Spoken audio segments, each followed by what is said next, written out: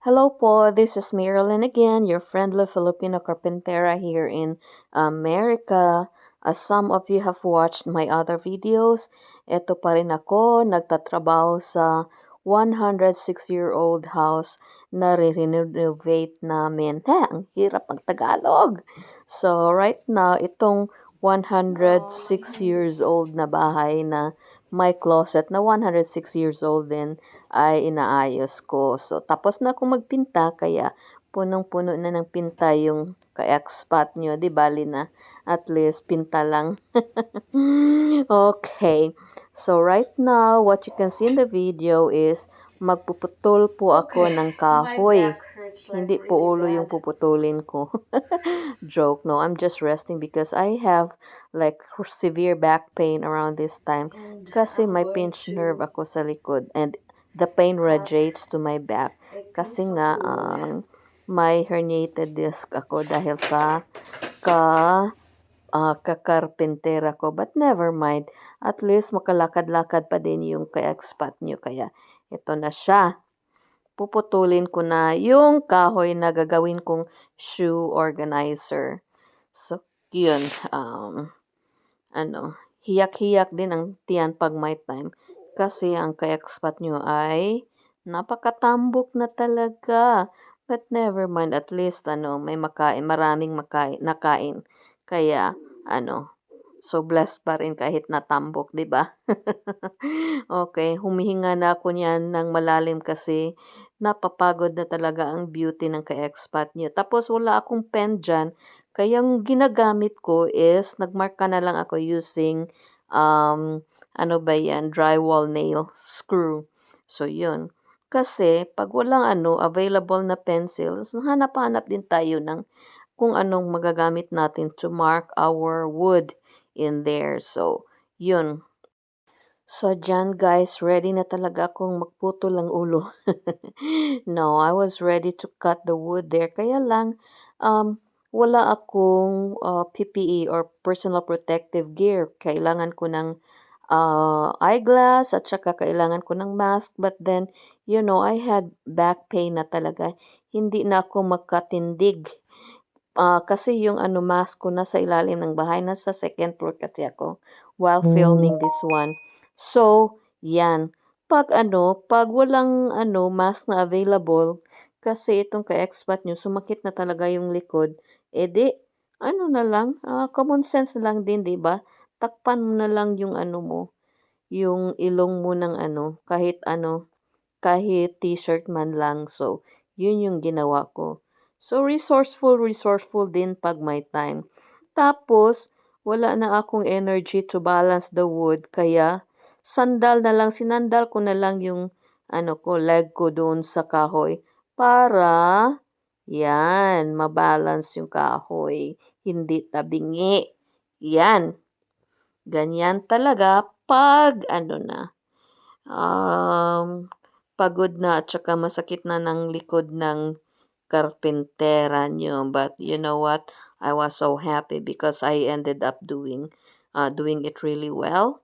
So, yan na naman yung yung tiil ko, yung paa ko, na buti na lang hindi naputol. Nako, pag naputol yan using the miter, so paano na lang? Pero hindi, malayo yung yung feet ko dyan sa miter. So, kaya, importante guys, kumpleto pa tayo ng tiil at saka yan. Cover din ang ilong pag may time kasi masinghot mo lahat ng mga wood dust na galing sa pagputol ng kahoy. So, yun. Wee! Tapos, I got it right. Wee, he. The bracket that I'm going to use, this will be installed. Time to finish the stove. Yeah. You don't. Okay. Maybe you don't have to put anything up yet about that, guys. She doesn't have time tonight. Everyone here, but you don't because we have to go in about 10 minutes. So. Guys, kawawa yung asawa ko. Sabi niya, it's time to go home kasi 11:00 na ng gabi. But then, I think it was still 10:30, I guess, but yung asawa ko kasi may regular work siya. Tapos pagkahapon na, sabi ko sa kanya, samahan mo ako sa renovation. And then, he's already tired of working. Kaso lang, I told him na, "Can you please come with me?" Kasi natatakot ako lang mag-isa sa bahay. Baka may mumu ba?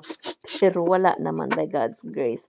Kaya lang, since it's already getting dark, getting late, so yun, sabi niya, let's go home na kasi may gagawin pa ako bukas. Sabi ko, please, please, please give me another 30 minutes.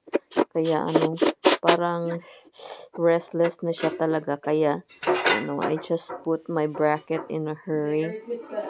Buti na lang hindi lumusot yung screw sa kabilang the other side in other. Bakit ang hirap talagang magtagalog? But anyway, so yun, English, Tagalog at sa Bisaya na lang tayo, guys, kasi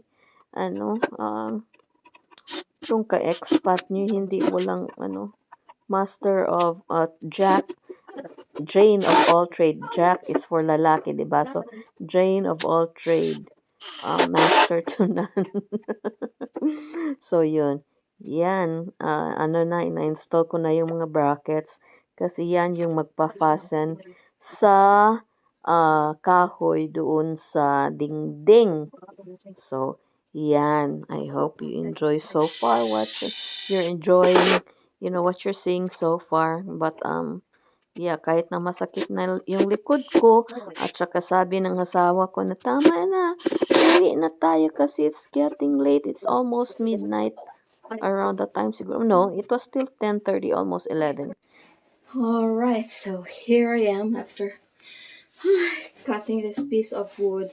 I need to put this on the wall. May bracket na dyan sa ilalim para sa shoes organizer ko. Kaso lang, medyo napakahirap siya kasi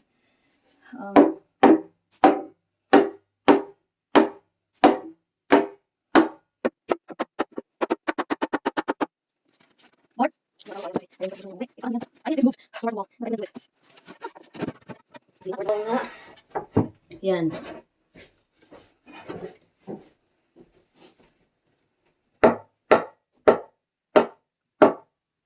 I need to go now. Okay, I just need my I just need my leveler. Teka lang, medyo mataas.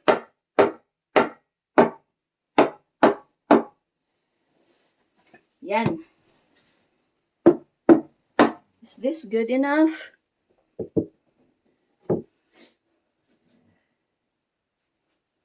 How about? Okay. Yan. Can I have my screw somewhere there? Please. Ito kasing asawa ko. Siya yung ang ganda ng makeup ko. And my screw, I know I brought it somewhere. I already opened it. But I do not know where I placed it. What screws? It's like big ones. It's on a small packet or sachet that I placed it there before, but I think I already got it. And With these? how many are they? Yes. You see how nice my husband is? Like he's still working tomorrow, and then I told him to stand by really quick since I'm going to fasten. I'm going to fasten the shoe organizer here, and then after that, I'm not doing that tonight. We need Marilyn. I need to go. now my husband is really, really upset. No, he's not upset. He loves me.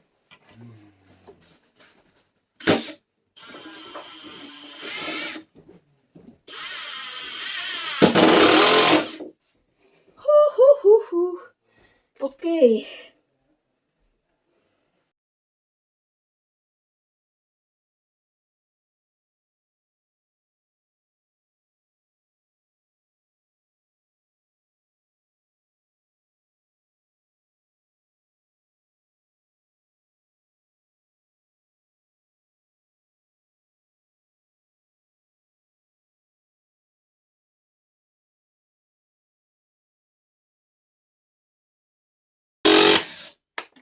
Oh my gosh. What the heck? Naputol. Oh well. What can we do? I overdid it and naputol yung ulo. Di bali na.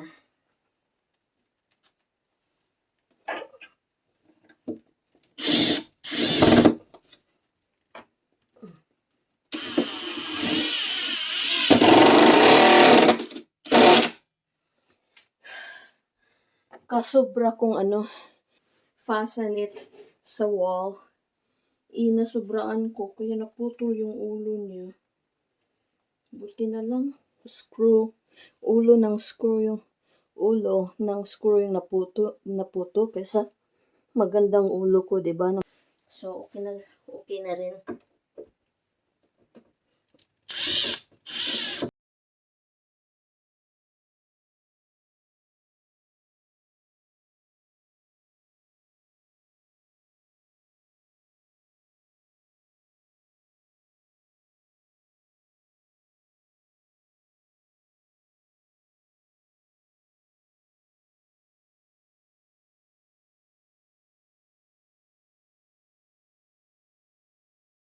Finally natapos na din.